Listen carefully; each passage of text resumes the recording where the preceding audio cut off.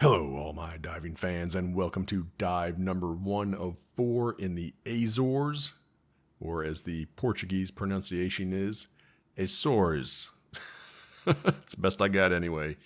So says Google Translate. Okay, yes, this was one of 4 awesome dives, just crystal clear water. The Azores are islands about 1,000 miles west of mainland Portugal on the same latitude as New Jersey. So kind of open ocean, still a very temperate climate. The water was about 70 degrees, as you can see. I was wearing a 7mm wetsuit. On this particular dive, I was wearing a hood, no gloves. For all subsequent dives, I ditched the hood, didn't need it.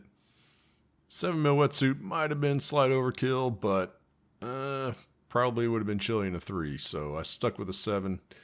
This particular dive, I actually struggled a bit. It was my first time in the ocean in over a year, and it was a little rough. Did not have my snorkel on, stupid. I had full intentions of bringing it, but I just didn't have it with me. And I stupidly, during the descent, decided to pull my GoPro out of my pocket, and then my mask started flooding, and then I was trying to clear that with one hand, and it was just, I was kind of a mess going down. I'm sure I looked quite foolish to the dive guide, but anyway, let's just jump right into it. So here we are going down the rope. Oh, I totally forgot to name the dive site. Hold on, I gotta jump back to Google Translate to do that.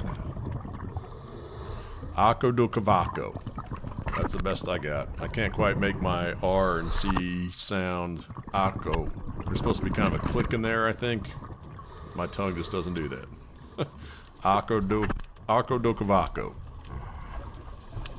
Turns out, according to their website, Cavaco is also the name of a lobster, which I guess might be why this dive site got its name.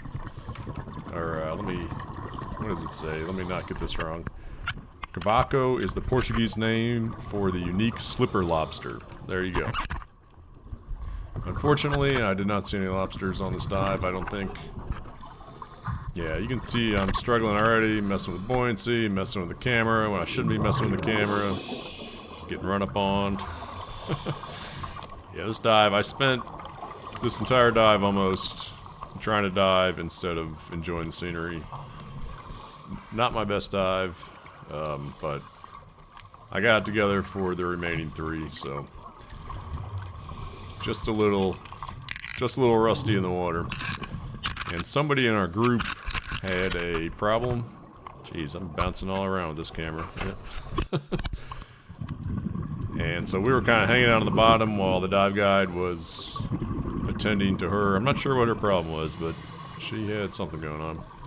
And you can tell there's some current here. That always makes it a bit more difficult. I'm always amazed at how well the dive guides do in the current. They're just totally impervious to it seems. I'm swaying back and forth, and hold on. Lots of bubble sounds in my headphones. There we go. You can see the fishies are even struggling with it. Yeah, I don't know how the coastal animals do it. You just gotta get used to getting swayed back side to side. I don't know. Yeah, we saw there was a big arch here. That was probably the highlight of this dive, which I think we're going to see later on. So this is my dive buddy. I do apologize, I forget her name. She was from Spain. I think it was like Marina, something along those lines. I apologize. It was cool diving with people from all over the world, but, you know, dumb American here, I only know English, and it was tough communicating. Most people did know English. Hers was not very good, which I'm not criticizing whatsoever. I know about 5 words of Spanish, despite taking 3 years in high school, which I did not try very hard at, so you reap what you sow. But I don't know, still trying to get it together here. I If you watch any of my previous diving videos, you know I've got a new mask, and the mask likes to leak, and as I was descending down that line, stupidly holding the camera, it started leaking, and you got the water up your nose feeling, and that kind of signals your brain, at least mine, that you're drowning. You just gotta take a deep breath, which regular still works. You gotta force yourself to think, alright, everything's fine. What does she want? Why is she pointing? Oh, I think that meant barracudas. Yeah. She pointed to her arm like that. That meant barracudas, which I forgot at the time. See, you gotta look to the blue water to see them. I think she was looking up, and I did not look up. So yeah, after the dive, she asked if I saw barracudas, and I said no, so she tried to show me. Sorry, Laura. Yeah, that was my dive guide, Laura. She was awesome. I thought maybe we'd see barracudas when I turned it on myself, but I didn't. It was quick though. Maybe I missed them. Yeah, she was fantastic. She was actually my dive guide for all 4 dives. I did 2 on this day, and then at the end of the trip I did 2 more. I was hoping to get to an open water, or no, not offshore dive they do. So there's some islands even further south of here. Alright, well, here's the arch. Look at that. That is pretty spectacular. Well, if we can see it again. I told you, I was too busy diving and not sightseeing on this dive. I was just kind of discombobulated. I don't know. You get a pretty decent look at it here, I guess. Look at that. Got a little piece of St. Louis and São Miguel.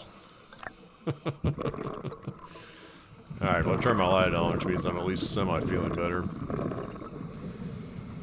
What was I saying? Oh yeah, they got a... So there's an they call it a offshore dive. Yeah, that is pretty cool. This is all volcanic islands. It's European Hawaii. This is the first commentary I'm doing on this trip, because I feel like this channel is mostly about diving. But chronologically, this is not going to be my first video in the playlist, so I'll talk more about the island and all that, and those kinds of things in a different video. Oh, and I'll tell you what else I screwed up on here. I had this camera in 4K. Yeah, I forgot to set it to my water setting, which is 1080p. She wants to know how much air I have left. Yeah. So, I just showed it to her, yeah. One thing about European diving, they're good with the English, in my experience. Not good with the units. They are meters and bars. They know nothing about feet. Well, we don't really talk about feet, but my pressure gauge is in PSI. Everybody in Europe's pressure gauge is in bars. Yeah, and if I'm telling her PSI, she has no idea what that means, so...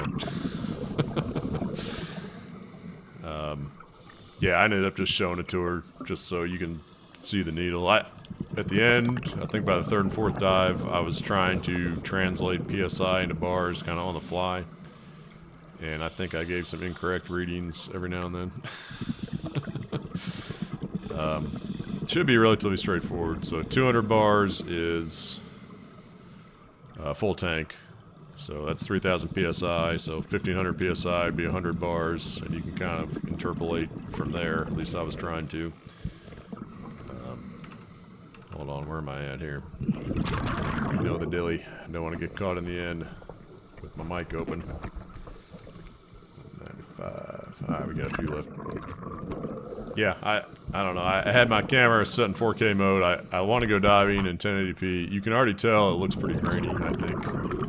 There's just not enough light down there to really capture 4K at 60 frames a second, which is what I had the setting on. Maybe 30 frames would be better, but 4K recording sucks down battery too, and these dives can last a while. This one was fairly short, but yeah, I always just go 1080p and 60 frames a second for diving, and just forgot to make the setting.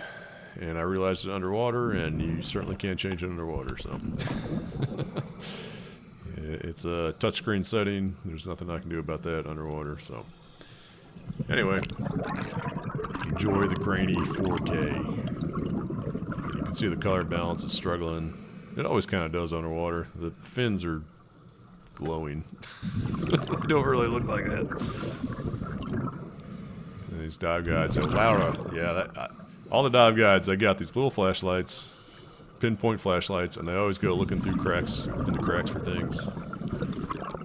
Looking for nudibranches. I forget how she pronounced it. I know one of my dive guide in mainland Portugal called it nudibranches. Which maybe that's correct. I don't know.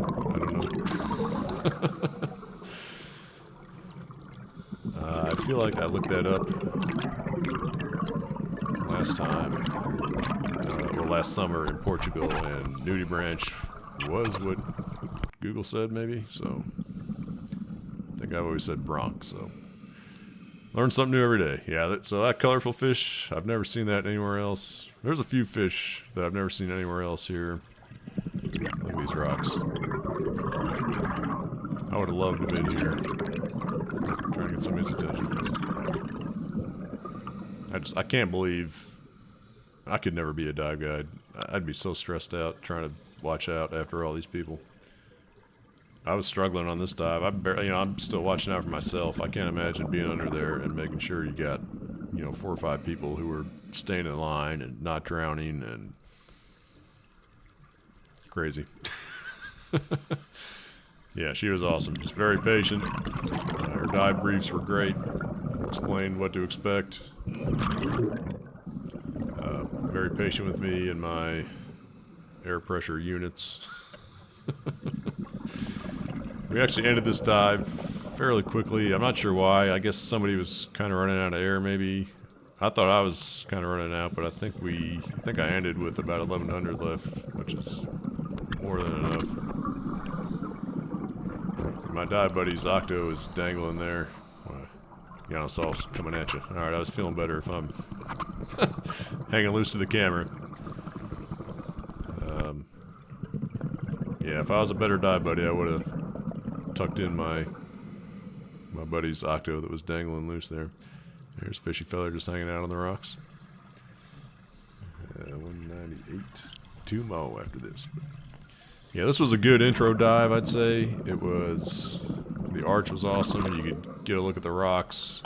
I'd say in subsequent dives, the second dive here was on a wreck, which was fantastic. And then the third dive was on another rock formation, which I think I like better than this one. Just absolutely gorgeous around here. What is she showing us? I don't know. I think 75% of the time they're pointing out things with their lights, and I'm just like, huh? What is that? I can't tell. I can't see it.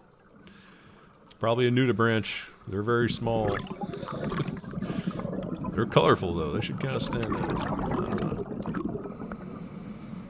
know. I just don't know. Yeah, it was good to get back in the water. Certainly contrast this with Arkansas. If you watch my Arkansas dives, I'm sorry. Those were pretty bad. It's like Mermet without the points of interest. All you got in Arkansas was muck and dark. Some old beer cans. It's kind of cool. Oh, there's the arch again. That's a good picture of it. But there's a lot of fish down here. Well, there's tons of fish on the second wreck dive. If you want to see some fish, it's the 4th. It's going to be dive number 4 here. Definitely check that out. Just covered. That wreck was covered in fish. And this was... Yeah, I was just struggling a little bit this dive, but I was kind of got it together. The second dive on the wreck was much better, so definitely going to want to stick around for that. We saw a ray. Pretty big one. And it's really beautiful. Hope to see you there. Safety stop time.